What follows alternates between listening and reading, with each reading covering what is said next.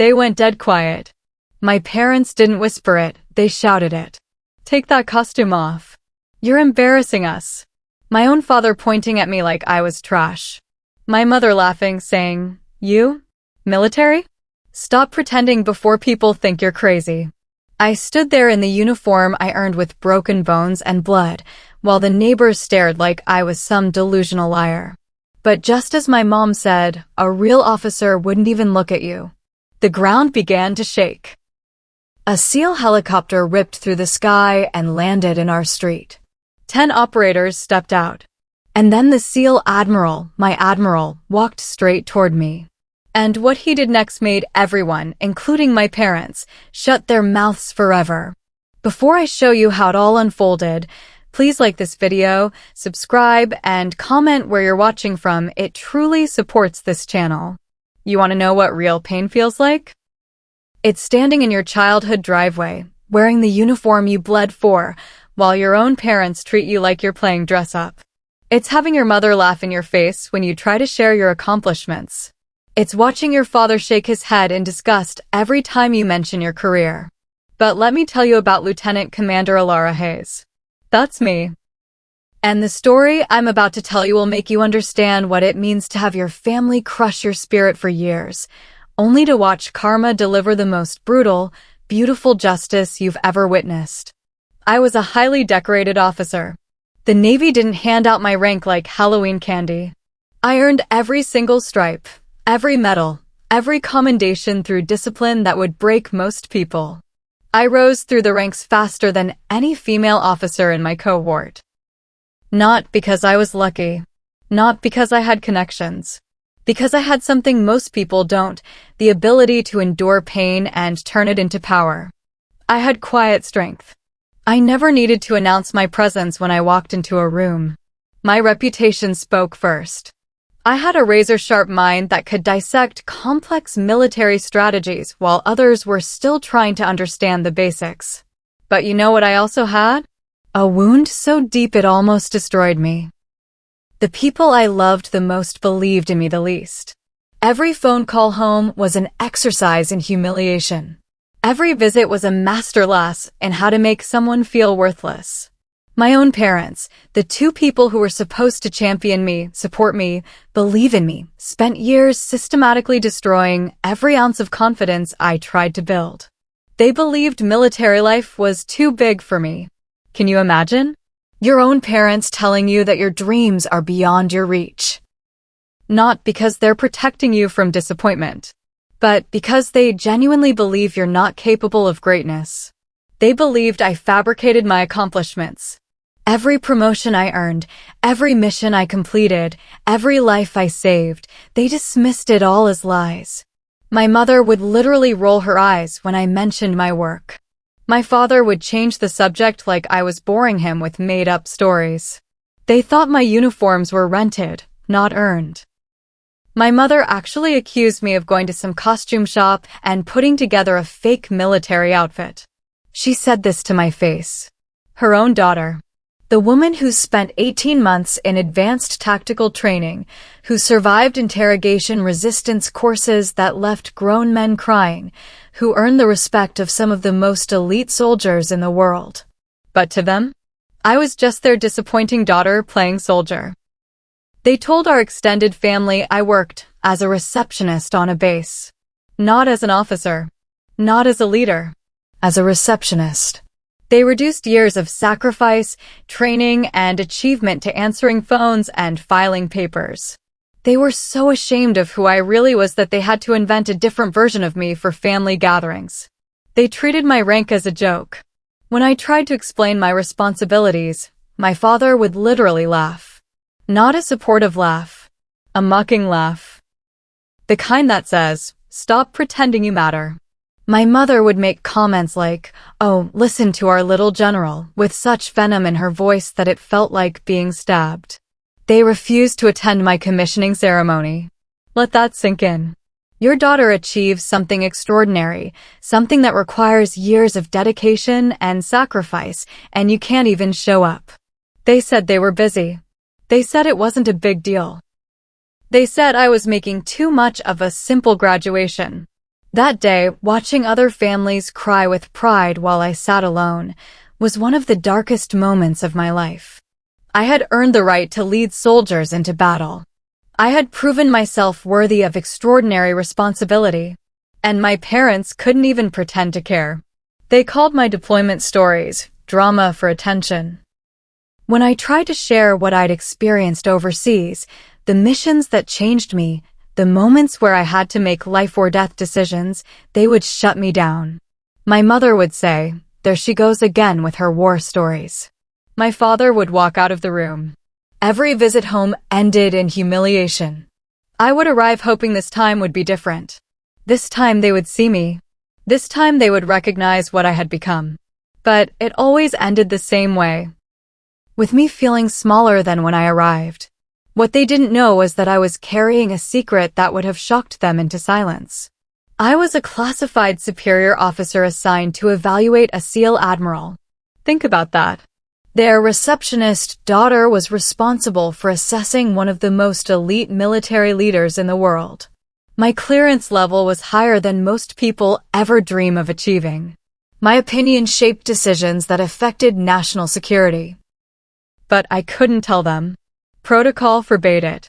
So I endured their insults in silence, knowing that one day, the truth would reveal itself in a way they could never deny. That day came sooner than I expected. I decided to visit home one more time.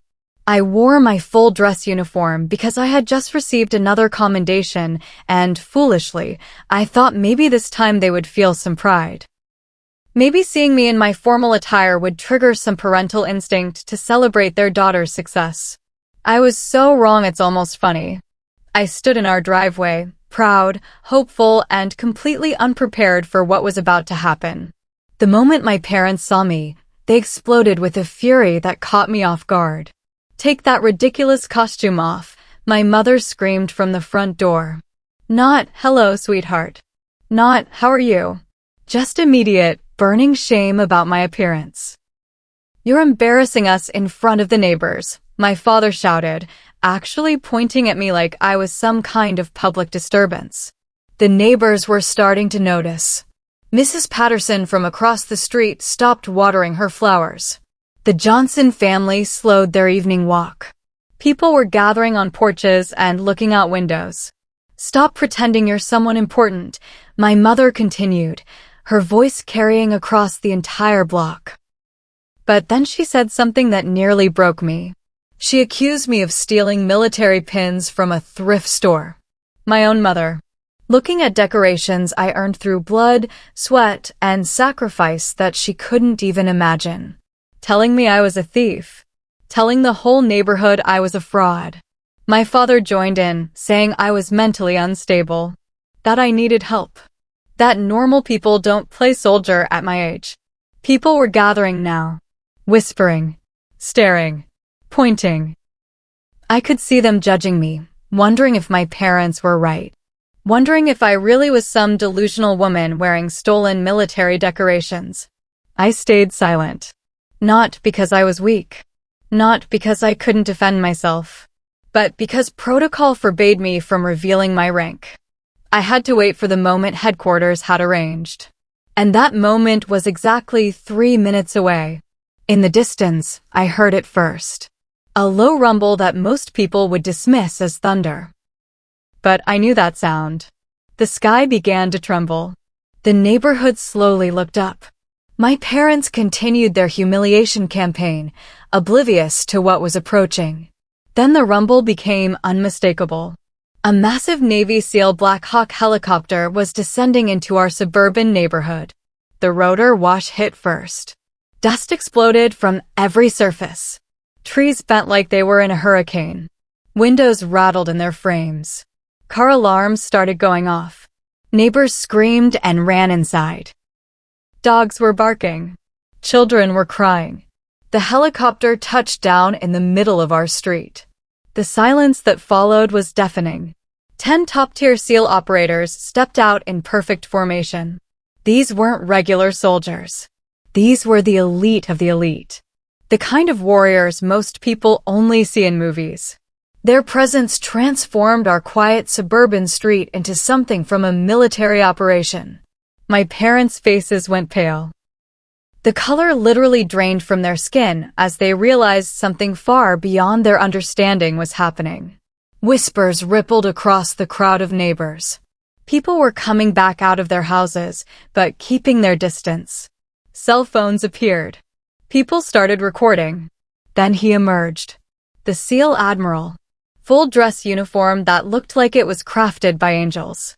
Metals shining like fire in the afternoon sun. Authority radiating off him in waves that you could feel in your bones. This was a man who commanded respect from presidents. A man whose decisions affected global security. A man whose mere presence could silence a room full of world leaders. He walked past everyone. Past my shocked parents. Past the crowd of neighbors. Past the SEAL operators who stood at attention. He stopped directly in front of me. The world held its breath. And then, with the entire neighborhood watching, with my parents frozen in disbelief, with cameras recording every second, the Admiral saluted first. A deep, crisp, perfect salute, the kind reserved for a superior officer. My parents' mouths fell open. The Admiral's voice carried across the silence with military precision. "Ma'am, the team is ready for your leadership. Headquarters has reviewed your work. We stand prepared to follow your command." The gasps from the crowd were audible. Cameras were flashing. Neighbors were stunned into complete silence. My parents' humiliation was total and absolute. But the Admiral wasn't finished. "Lieutenant Commander Hayes," he continued, loud enough for everyone to hear, "your strategic assessment of our operations has been invaluable. The Secretary of Defense specifically requested your continued oversight of this mission." My mother looked like she was going to faint. My father's face went through about 6 different expressions before settling on complete confusion. The neighbors who had been whispering about my costume were now staring at me with something between awe and terror. Mrs. Patterson actually dropped her watering can. The Admiral turned to address the crowd. "Ladies and gentlemen, you're witnessing one of the finest officers the United States Navy has ever produced. Lieutenant Commander Hayes has served this country with distinction, and her leadership has saved countless lives." Then he turned back to me. "Ma'am, shall we proceed with the briefing?" I looked at my parents one more time. Saw the shock. Saw the realization dawning on their faces. Saw them finally understanding that their pretending daughter outranked one of the most powerful military leaders in the country. I nodded to the Admiral. "Let's proceed." Inside the house, the silence was suffocating. My mother sat on the couch, crying. Not tears of pride or joy. Tears of shame and regret. My father couldn't form complete sentences. He kept starting to speak and then stopping, like his brain couldn't process what he had witnessed. "Do you?" My mother finally managed. "Do you outrank that high-ranking man?" I looked at her for a long moment. "Yes." That's all I said. Because what else was there to say? They started apologizing then. Rapid-fire apologies mixed with excuses and explanations. They didn't know. They didn't understand. They were trying to protect me from disappointment. They thought I was exaggerating. But I didn't raise my voice. I didn't scream back. I didn't unleash years of accumulated pain and anger. Instead, I said something that I think hurt them more than any insult could have. "You didn't need to believe in my rank. You just needed to believe in me. And you never did." The truth hung in the air like a physical weight. For years, I came home hoping you would see me. Really see me. Not the version of me you wanted me to be, but who I actually was. I didn't need you to understand military strategy or operational security. I just needed you to trust that your daughter wasn't a liar. My mother was sobbing now. I didn't need you at every ceremony or promotion. I just needed you to believe that when I told you something important had happened in my life, it was true. My father finally found his voice. We're sorry. We didn't know. You didn't want to know, I interrupted. There's a difference. Every time I tried to share my life with you, you shut me down. Every accomplishment I brought home, you dismissed. Every story I told, you called lies. I stood up. I spent years trying to earn your respect by achieving things you couldn't ignore. But I realize now that respect can't be earned from people who are determined not to give it. I walked toward the door. "Where are you going?" my mother asked. "Back to work. Some of the most elite soldiers in the world are waiting for my leadership. They believe in my capabilities even when my own family doesn't." I didn't slam the door. I didn't storm out. I simply walked out with the dignity I had always possessed, but they had never seen. The Admiral was waiting by the helicopter. "Ma'am, I hope that wasn't too dramatic. But headquarters felt your family needed to understand exactly who you are." I smiled for the first time in months. "It was perfect, Admiral." As we flew back to base, I looked down at the neighborhood growing smaller below us. I thought about all the years I had spent trying to make my parents proud. All the energy I had wasted seeking their approval. Back on base, word of my promotion was spreading. Officers who had known me for years were saluting with new respect. The Admiral spoke highly of my leadership in briefings that reached the highest levels of military command. I earned recognition across the entire command structure. Not because of what happened in my driveway, but because of years of excellent work that was finally being properly acknowledged. But the real victory wasn't the salutes or the recognition. The real victory was understanding my own worth. Some people won't see your value until the whole world does. But your value existed long before their recognition. It exists regardless of their recognition. My parents spent years trying to convince me I was less than I was. They used their power as parents to make me doubt my own experiences, my own accomplishments, my own worth. But they were wrong. And now everyone knows it. The neighborhood that witnessed my humiliation also witnessed my vindication. The people who saw my parents call me a fraud also saw a SEAL Admiral salute me as a superior officer. The truth has a way of revealing itself. Sometimes it comes quietly, in small moments of personal realization. Sometimes it comes dramatically, with helicopters and decorated military leaders making public declarations of respect. Either way, it comes. My parents call now. They want to rebuild our relationship. They want to understand my work. They want to attend my next promotion ceremony. I might let them. Not because I need their approval anymore, but because forgiveness is a gift you give yourself, not them. And because I've learned that true strength isn't about proving people wrong. It's about knowing who you are regardless of who believes in you. The girl who stood in that driveway, being humiliated by her own family, was the same person who commands the respect of elite military leaders. The uniform didn't change who I was. The recognition didn't create my worth. The Admiral's salute didn't make me valuable. I was always valuable. I was always worthy.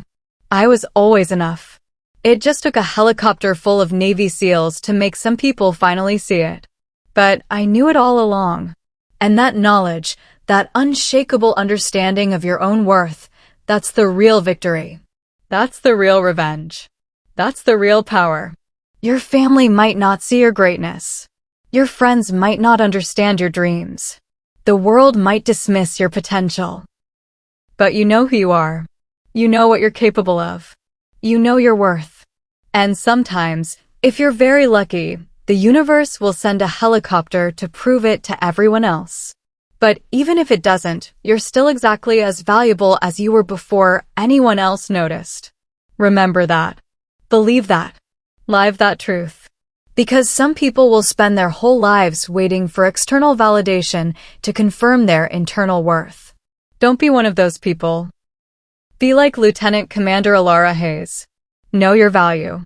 Live your truth. And let the helicopters fall where they may. Thank you for watching this powerful story of dignity and justice. If it moved you, please like this video, subscribe, and comment where you're watching from.